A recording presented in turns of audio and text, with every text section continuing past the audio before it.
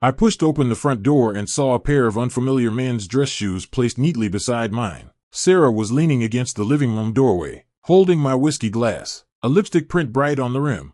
"Oh, you're back," she said flatly. I'd known about her and Mark since last week. She'd left her phone on the kitchen island. The screen lit up with a message. "Last night was amazing. Miss you. Cinder, Mark." I didn't lock it. I just scrolled. The explicit texts, the voice messages. She'd recorded them in the kitchen, laughing softly, my dishwasher humming in the background. She said she wanted him, said he'd made her sore last time, said her husband was just a boring code machine.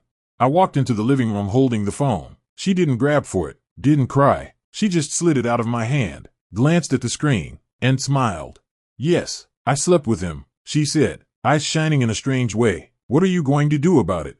I didn't say anything. That night I slept in the guest room. The next day I called a lawyer and started organizing bank statements and property papers. I bought the house before we got married. I kept going to work, kept coming home, kept sleeping in the guest room.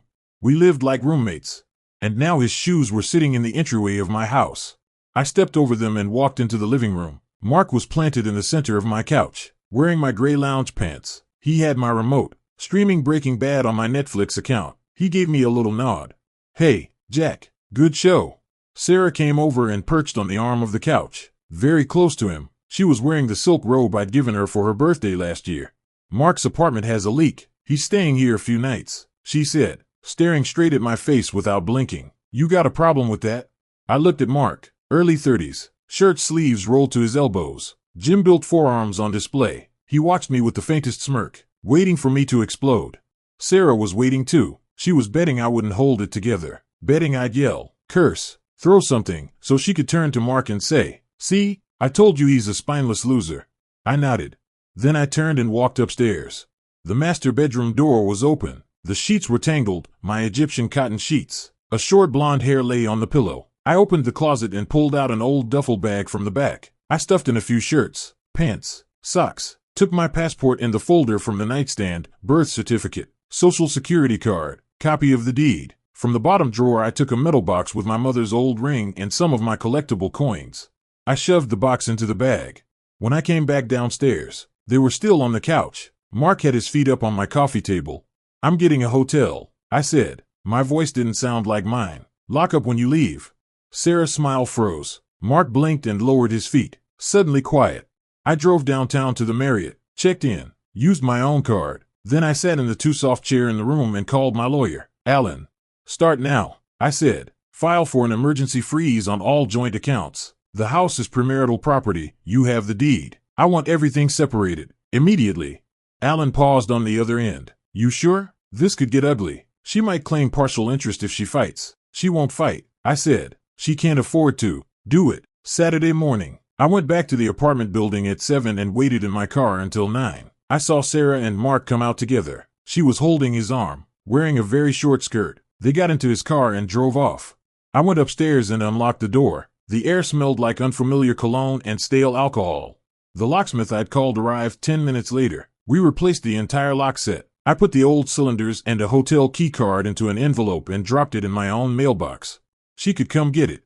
The rest of my stuff didn't matter. I had a courier deliver the divorce papers to the front desk at her office. Recipient, Ms. Sarah Miller. The terms were clear, based on documented marital misconduct. She waived any claim to shared assets. Since the property belonged solely to me, she had 7 days to move out. She called that afternoon. "Are you fucking insane? You expect me to walk away with nothing?" Her voice was sharp, cracking. "There's legal basis for everything in the agreement," I said. "You bastard, cold-blooded bastard, you'll regret this," she screamed. "Maybe," I said, and hung up. Then I blocked her number. A week later, Alan told me Mark had moved out. Sarah had begged him to stay, crying, grabbing at him in the hallway. He pushed her away and called her a problem. A neighbor complained about the noise. Police came and filed a report. Another week passed. Sarah contacted me through Alan, asking to meet. We met at a cafe next to my hotel lobby. "He's gone," she said, her voice dry and brittle. "That coward. He was afraid you'd sue him for alienation of affection or something." I told him you wouldn't, but he didn't believe me. She inhaled shakily. "Jack, I was wrong. I was confused. I lost myself. We can't lose this home. We can't end like this. We had so many good times. Remember? We can start over." Please. I listened, watching the chipped red polish on her nails. She used to never do her own nails. I've already signed with a realtor to list the house, I said. Open house is next month. You should take everything you want before then. I packed some of your things. They're in the guest room. Her head jerked up. Tears spilled instantly, running down her cheeks. You're really selling it? That was our home. Jack, I really did love you. I just needed some attention, some passion. You were never home, always on your computer. I finished the last sip of my cold coffee and set the cup down. The porcelain clicked sharply against the saucer. You didn't just cheat, Sarah, I said, meeting her eyes. The panic in them was real, but too late. You turned our home into a stage. You needed an audience, needed me to be the raging husband in the crowd, needed him to be the triumphant lover in the spotlight. But I left the theater early. The show couldn't go on. She stared at me, mouth open, tears clinging to her chin, like she didn't understand, or understood perfectly and had no argument left. I stood and placed some cash on the table. Sign the agreement. It's better for both of us. The lawyers will handle the rest. I walked out of the cafe. The revolving door spun me into the bright afternoon sun. Across the street, the window of Premier Realty flashed with reflected light.